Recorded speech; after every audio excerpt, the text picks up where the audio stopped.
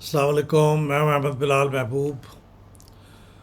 آج P D M کی مخلوط حکومت، پی ڈی ایم اور پاکستان پیپلز پارٹی کی مل کے جو مخلوط حکومت تھی 13 پارٹیوں کی، اس کا دور 16 مہینے پہ مشتمل دور اختتام پذیر ہو رہا ہے۔ وزیر اعظم صاحب چونکہ اپنی اسمبلی کی تحلیل کی ایڈوائس صدر مملکت کو بھیج دیں گے آج، یا بھیج دی ہوگی، تو آج رات کسی وقت اگر صدر مملکت نے دستخط کر دیے تو اسمبلی تحلیل ہو جائے گی، اس کے ساتھ ہی وزیر اعظم کی جو حکومت ہے وہ بھی ختم ہو جائے گی۔ وزیر اعظم تو اپنے عہدے پہ فائز رہیں گے جب تک کہ کیئر ٹیکر پرائم منسٹر ان کی جگہ لینے کے لیے تیار نہ ہو جائیں یا ان کی تقرری نہ ہو جائے، لیکن حکومت بہرحال اپنے اختتام کو پہنچ جائے گی۔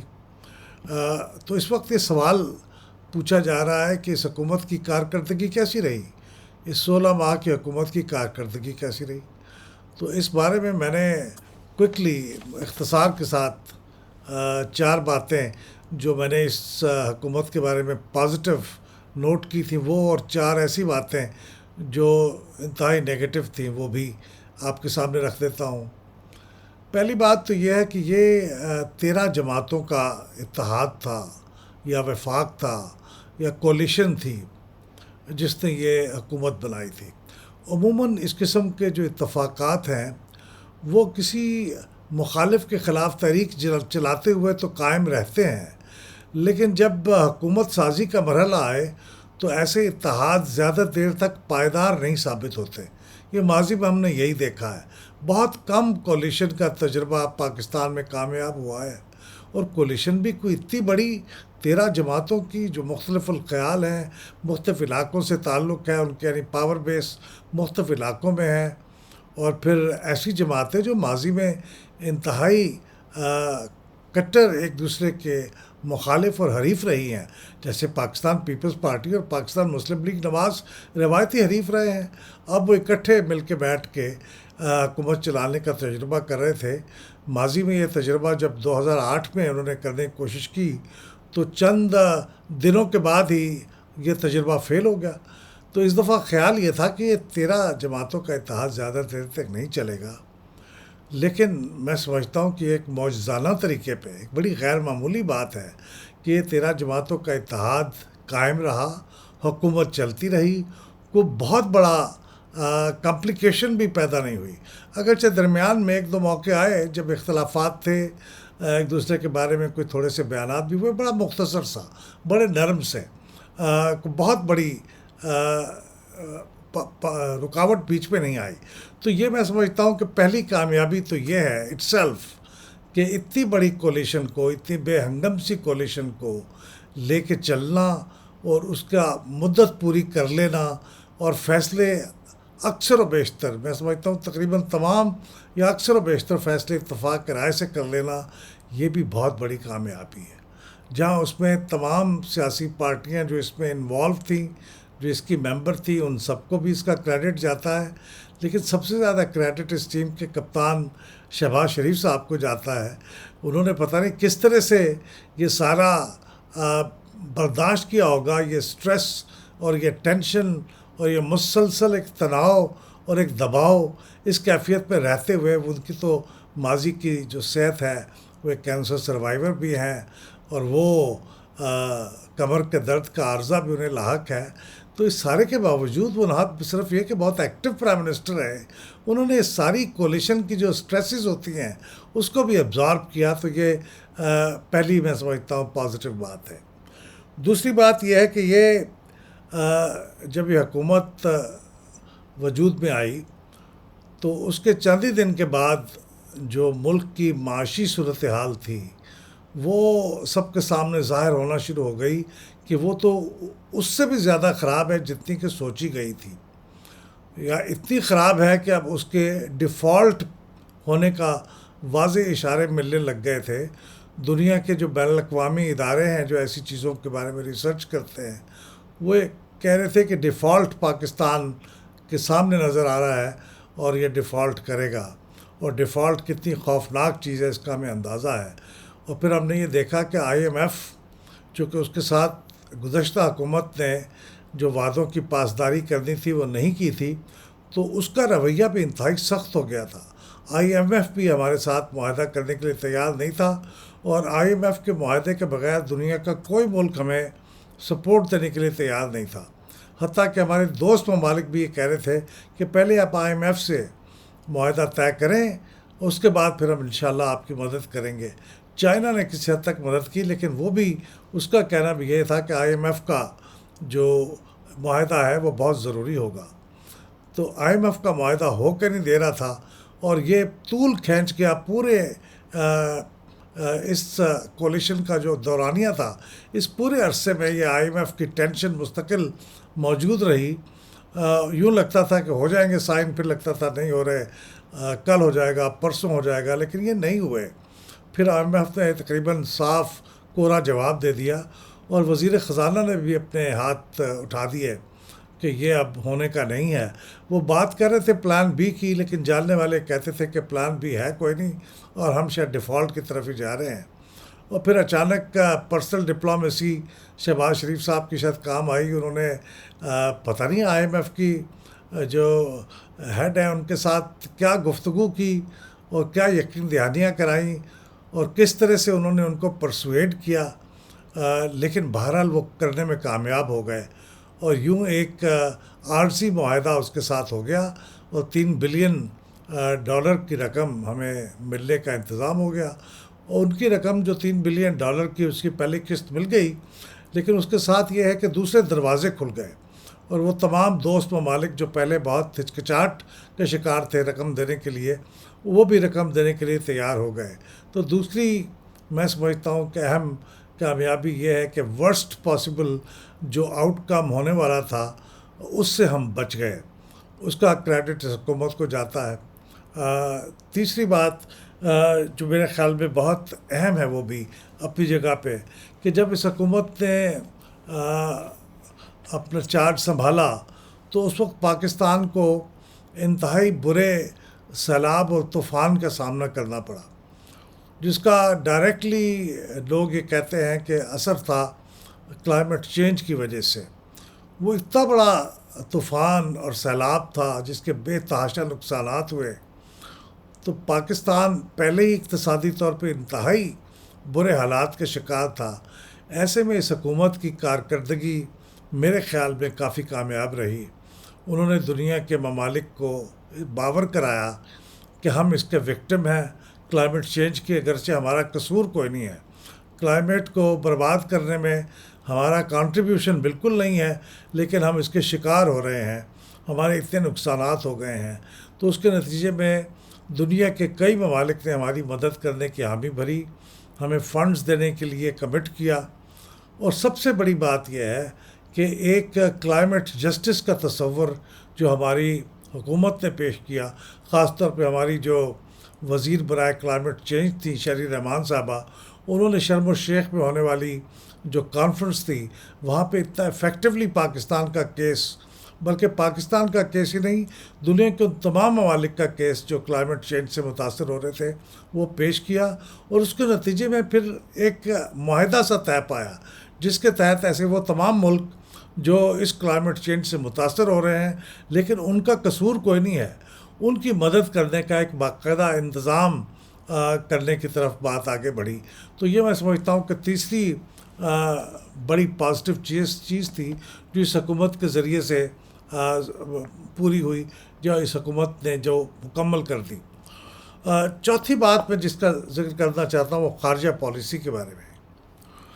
عمران خان صاحب کی حکومت جب ختم ہوئی تو بہت سے ملکوں کے ساتھ ہمارے تعلقات کشیدہ تھے. کچھ تو واضح طور پہ کشیدہ تھے، اور کچھ اندرون حال جو جاننے والے لوگ ہیں وہ بتاتے ہیں کہ وہ کشیدہ تعلقات تھے. ہمارے جو ٹریڈیشنلی دوست ملک ہیں ان کے ساتھ بھی ہمارے تعلقات خراب تھے، اور اس کی کچھ وجوہات تھیں جس کی تفصیلات اس وقت ذکر کرنے کی ضرورت نہیں ہے. لیکن ایک غیر ذمہ دارانہ سا رویہ تھا عمران خان صاحب کی حکومت کے زمانے میں، جس کی وجہ سے سعودی عرب کے ساتھ تعلقات خراب ہوئے، چین کے ساتھ کچھ سرد مہری پیدا ہوئی، امریکہ پہ تو براہ راست الزامات لگا دیے، اس کی وجہ سے بھی تعلقات خراب ہوئے. تو نئی حکومت نے یعنی پی ڈی ایم اور پی پی پی کی حکومت نے مل جل کے ان تمام دوست ممالک کے ساتھ اپنے تعلقات کو بہتر بنانے کی کوشش کی. کافی سارے تعلقات انہوں نے واپس اس سطح پہ لے آئے جو خرابی سے پہلے تھی, اور اس کے نتیجے میں ان ممالک کے ساتھ ہماری انویسٹمنٹ کا راستہ بھی اور گفت و شنید شروع ہو گئی, اور انہوں نے پاکستان کو امداد کرنے کا جو کام پہلے کیا کرتے تھے وہ کرنا بھی شروع کر دیا. تو یہ 4 میں سمجھتا ہوں بڑی کامیابیاں ہیں, اور بھی کچھ ہو سکتا ہے کہ ان کی کنٹریبیوشنز ہوں, لیکن یہ 4 میجر کامیابیاں ہیں جو اس حکومت کو ایٹریبیوٹ کی جا سکتی ہیں. اب 4 ایسی باتیں ہیں جن کا میں ذکر کرنا چاہتا ہوں جو بہت اچھی نہیں تھی. اگرچہ عام طور پہ کہا جاتا ہے کہ اس حکومت کے زمانے میں مہنگائی بے تحاشا بڑھی ہے اور مزید بھی بڑھے گی اور عوام کا جینا دشوار ہو گیا ہے. یہ بالکل درست ہے, شکایت تو بجا ہے, لیکن اس کا الزام اس حکومت کو دیتے ہوئے دینا بہت آسان ہے, میں بھی دے سکتا ہوں اور پولیٹیکلی بہت کریکٹ ہوگا.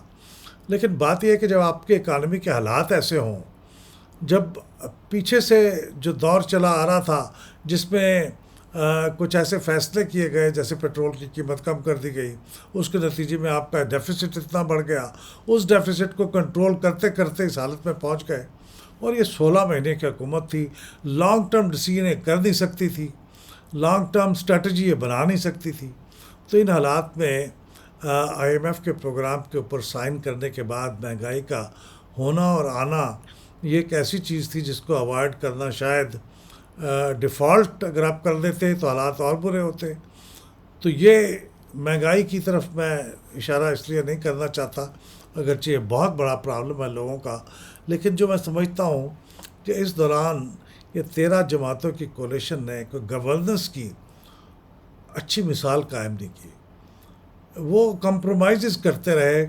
اس کی ایک بڑی وجہ شاید یہ بھی تھی کہ کبھی ایک جماعت کو خوش کرنے کے لیے کوئی فیصلے کرتے تھے, کبھی دوسری جماعت کو خوش کرنے کے لیے فیصلے کرتے تھے. تو جنرلی جو پاکستان کے اندر گورننس کا معیار ہے وہ اس دوران میں کافی گرا, اور ایک بری گورننس ہوتی رہی. کوئی رول بیسڈ گورننس کی بجائے مصلحتوں پہ مبنی گورننس ہوتی رہی. پارٹیوں کو خوش کرنے کے لیے, پارٹیوں کو ساتھ اپنے راضی رکھنے کے لیے فیصلے ہوتے رہے. پہلی بات تو میں سمجھتا ہوں کہ اس کی کمزوری تھی یا خامی تھی. دوسری بات یہ ہے کہ اس بیڈ گورننس کا ایک شاخسانہ یہ بھی تھا کہ انہوں نے کچھ دباؤ میں کہہ لیں, کوئی انویزیبل دباؤ تھا, یا یہ غیر ذمہ داری تھی, یا کوئی بہت زیادہ سوچا نہیں تھا, بے تحاشا قوانین بنانے شروع کر دیے, پاس کرنے شروع کر دیے, اور اس طرح سے پاس کرنے شروع کر دیے کہ وہ اسمبلی کے اندر نہ اس کے اوپر بحث ہوتی تھی, نہ اس کے اوپر کمیٹیوں کے اندر جا کے غور و فکر کرنے کا موقع دیا جاتا تھا. اور ایسے ایسے قانون پاس ہو گئے جو کہ میں سمجھتا ہوں آنے والے دنوں میں اس حکومت کے لیے وبال جان بنیں گے, کیونکہ یہ حکومت میں نہیں ہوں گے تو جو بھی لوگ باہر ہوں گے ان کے لیے وہ وبال جان بن سکتے ہیں. پاکستان کی جمہوریت کے لیے یہ قوانین بہت اچھے نہیں ہیں, پاکستان کی جمہوری سپیس اس سے کم ہوئی ہے, یہ بھی ایک حقیقت ہے. تو یہ قوانین پاس کرنے کا کام بغیر سوچے سمجھے جمہوریت کی سپیس کو سکڑ جانے پہ منتج ہو رہی تھی. تو یہ بہت میں سمجھتا ہوں کہ ایک بہت بڑی خامی تھی, ایک بہت بڑی کمزوری تھی اس حکومت کی. اسی سے ریلیٹڈ قانون سازی کی میں بات کر رہا ہوں, تو اب یہ بات کرتے ہوئے شرم بھی آتی ہے کہ انتہائی شرمناک کام یہ ہوا کہ 40 پرائیویٹ یونیورسٹیوں کے بل بھی یک پاس کر دیے گئے. اب ان میں سے بہت سے بل تو ایسے تھے جن کے ساتھ ہائر ایجوکیشن کمیشن کی فارمیلٹیز بھی مکمل نہیں ہوئی تھی, تو اس کی مکمل کیے بغیر یہ قانون پاس کر دیا گیا, یعنی چارٹر دے دیا گیا. اور ہمارے ملک میں پرائیویٹ یونیورسٹیوں کا معاملہ یہ ہے کہ جس کے پاس یہ چارٹر آ جاتا ہے وہ یوں سمجھیے کہ اس کے پاس سونے کی ایک کان آ جاتی ہے. وہ یونیورسٹی کھول لیتا ہے ایک چھوٹے سے کمرے میں, چھوٹی سی بلڈنگ میں, چونکہ اثر و رسوخ بہت ہوتا ہے, انفلوئنس بہت ہوتا ہے, اتھارٹیز اس کو انفورس کرا نہیں سکتی, تو وہ یونیورسٹی کھول لیتا ہے, داخلے کرا لیتا ہے, فیسیں جمع کرنا شروع کر دیتا ہے, اور دیکھتے ہی دیکھتے وہ سونے کی کان سونا اگلنا شروع کر دیتی ہے، پیسے کمائے جا رہے ہوتے ہیں، تو ایک انڈسٹری بن گئی ہے. میں سب یونیورسٹی کے بارے میں نہیں کہتا، لیکن کئی یونیورسٹیاں ایسی ہیں جو یہ کام کرتی ہیں. تو اس لیے یونیورسٹی کا چارٹر لینا ایک بہت منافع بخش کام بن گیا ہے. تو یہ جو 40 چارٹر نے حکومت چونکہ اپنے بل منظور کروا رہی تھی، تو ممبروں نے کہا کہ جہاں ہم اتنے بل آپ کے پاس کر رہے ہیں، ہمارے بھی بل پاس کیجئے. تو ممبروں نے اپنی یونیورسٹیوں کے چارٹر اپروو کرا لیے، بل منظور کرا لیے. یہ بہت شرمناک بات تھی، اتنی بری مثال تھی، اور یہ بہت عرصے تک یہ ہانٹ کرتی رہے گی اس حکومت کو. یہ جو چارٹر انہوں نے 40 اتنے تھوک کے بھاؤ اپروو کیے ہیں، یہ ان کے لیے بہت بدنامی کا باعث بنے گی. یہ وہ ساری باتیں ہیں. یہ آخر میں جاتے جاتے ایک چیز کا میں اور ذکر کر دوں. آج کل ہم یہ دیکھ رہے ہیں کہ اخباروں میں، ٹیلی ویژن کے اوپر اشتہارات کی بھرمار ہے. ٹیکس پیئر کے پیسے استعمال ہو رہے ہیں، تھوک کے بھاؤ اشتہارات دیے جا رہے ہیں. حکومتیں، خاص طور پہ وفاقی حکومت اور حکومت سندھ، اپنی کارکردگی اور اپنے جو کچھ انہوں نے کارنامے سر انجام دیے ہیں پچھلے 5 سال میں، اس کے اشتہار لگانے میں انتہائی سخاوت سے کام لے رہی ہے. میں حیران ہوں کہ اتنے پیسے کہاں سے آئیں گے، اور ٹیکس پیئرس کے پیسے اتنی بے دردی سے خرچ ہو رہے ہیں، اس کا کون حساب لے گا؟ تو یہ بھی ایک ثبوت ہے کہ بڑی ارسپانسبل سی گورننس ہے جس حکومت نے کی ہے. یہ میں نے مختصراً 4 پازیٹیو اور 4 نگیٹو باتیں آپ کے سامنے رکھی ہیں. بحیثیت مجموعی حکومت نے اپنے آپ کو نبھا لیا ہے، یہ بھی ایک بڑا کارنامہ ہے. ورنہ حکومت ظاہر ہے 16 ماہ کی حکومت سے تو بہت زیادہ بڑے کارناموں کی توقع تو نہیں کی جا سکتی. لیکن میں پھر آخر میں ایک بار وزیر اعظم کو خاص طور پہ میں سمجھتا ہوں کریڈٹ دوں گا کہ انہوں نے اس مشکل دور میں اپنے ایکٹیویزم کا ثبوت بھی دیا، بہت ایکٹیو بھی رہے. اور اب اس موقع پہ تعریف کرنا جب کہ وہ جا رہے ہیں، یہ کوئی اتنا مجھے اس سے ہچکچاہٹ نہیں ہو رہی. ورنہ جب وہ وزیر اعظم تھے تو اس وقت ان کی تعریف کرتے ہوئے مجھے تھوڑا سا کبھی کبھی ہچکچاہٹ ہوتی تھی. کوئی ڈیو کریڈٹ بھی ہو تو دیتے ہوئے میں رک جاتا تھا. لیکن اب چونکہ وہ وزیر اعظم نہیں رہے تو اب میرے خیال میں کھل کے بات کر سکتا ہوں کہ ان کی اپنی پرسنل کارکردگی بہت ہی عمدہ رہی. ایسے مشکل حالات کے اندر انہوں نے جس طرح ٹیم کو لے کے چلے ہیں، سب کو ساتھ ملا کے چلے ہیں، اور مشکل ترین کام ڈیفالٹ سے بچنا تھا وہ کر کے دکھایا ہے. تو یہ میرا مختصراً تبصرہ ہے اس حکومت پہ آج، جب کہ وہ اپنے 16 ماہ کی مدت پوری کر رہی ہے. خدا حافظ.